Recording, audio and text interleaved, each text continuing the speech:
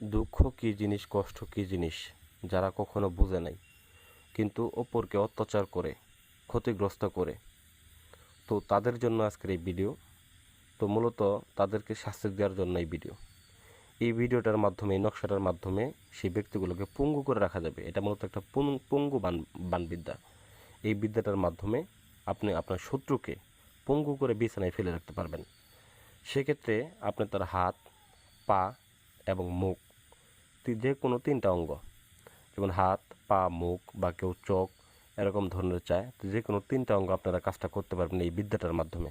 দেখা গেছে অনেক সময় অত্যাচার করে, আপনাকে অত্যাচার করতে করতে শেষ করে ফেলছে, জমি জমা নিয়ে একদম ধ্বংস করে ফেলছে, টাকা পয়সা দিয়ে আপনার ধ্বংস করে ফেলছে, বিভিন্ন কারণ, বিভিন্ন রকম আপনার সোনার সংসার ভেঙে যাচ্ছে। তো সেক্ষেত্রে আপনারা এই বিদ্যাটা প্রয়োগ করে তাকে শাস্তি দিতে পারেন। তো এটা অতি সহজেই কাজটাকে করতে পারবেন, এটা আপনি নিজেই করতে পারবেন। তবে যদি কোনো সমস্যা হয়ে থাকে, স্ক্রিনে নাম্বার আছে, আপনারা যোগাযোগ করে কিভাবে করবেন তো জেনে নিতে পারেন। তো এখানে যদি সমস্যা হয়ে থাকে তো আমি বিস্তারিত বলে দিচ্ছি, তবুও সমস্যা হলে জেনে নেবেন।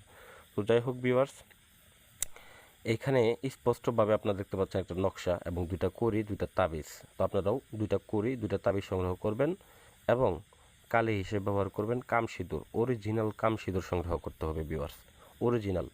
আমি ইন্ডিয়া থেকে অরিজিনাল কাম সিঁদুর এনেছি, ওই যে পাশে দেখেন ছোটো বোতলের সামনেটাই, ওটা অরিজিনাল কাম সিঁদুর। তো এই কাম সিঁদুর দিয়ে আপনারা নকশাটাকে অঙ্কন করবেন এবং শত্রুর নাম লিখবেন, শত্রুর পিতার নাম লিখবেন যদি ছেলে হয়ে থাকে, আর যদি মেয়ে হয়ে থাকে সেক্ষেত্রে আপনারা মাতার নামটা লিখবেন।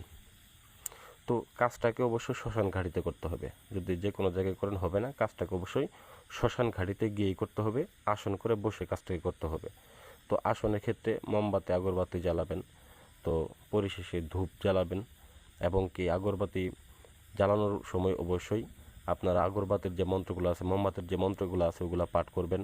ওগুলো যারা জানেন না, ইউটিউবে সার্চ দেবেন, অনেক ভিডিও আছে, আমারও ভিডিও আছে, দেখতে পারবেন।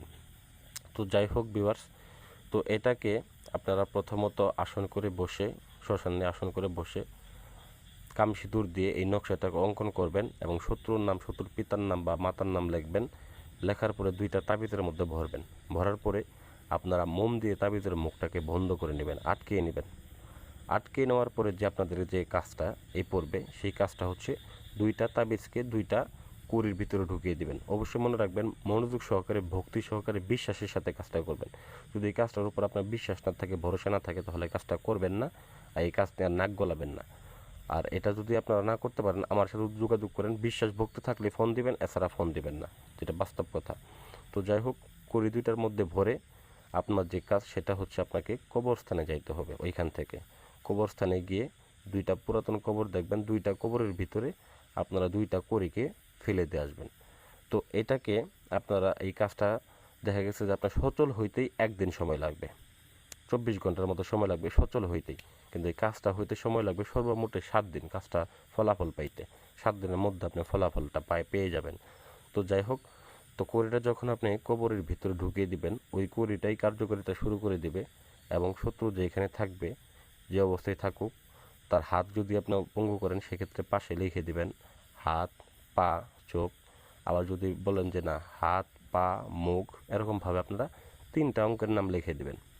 তাহলেই শত্রু যেখানে থাকুক, যে অবস্থায় থাকুক, তার হাত, পা, চোখ, মুখ এরকমভাবে পঙ্গু হয়ে যাবে হঠাৎ করেই। সে নাড়াচাড়া করতে পারবে না, বিছানা থেকে উঠতে পারবে না। ঠিক আছে, এটা একটা পরীক্ষিত কাজ, খুব ভালো ফলাফল দেয়। করি এই কাজ করে, এটা করি চালান, এক হিসেবে বলা হয় এটাকে করি চালান। তো এই করি এই সমস্ত কাজ করবে। আর ওই কবরস্থানে আপনি কড়িটা রাখার পরে যদি আবার কড়িটা খুঁজতে চান, দেখবেন কড়িটাকে আর আপনি খুঁজে পাবেন না, কারণ কড়িটা ওই সময় সচল থাকে, সে নিজে নিজেই চলমান থাকে। তো যাই হোক ভিউয়ার্স, আশা করি ভিডিওটা ভালো লাগবে। ভালো লাগলে অবশ্যই লাইক করবেন, কমেন্ট করবেন এবং আমার চ্যানেলটাকে সাবস্ক্রাইব করতে ভুলে যাবেন না।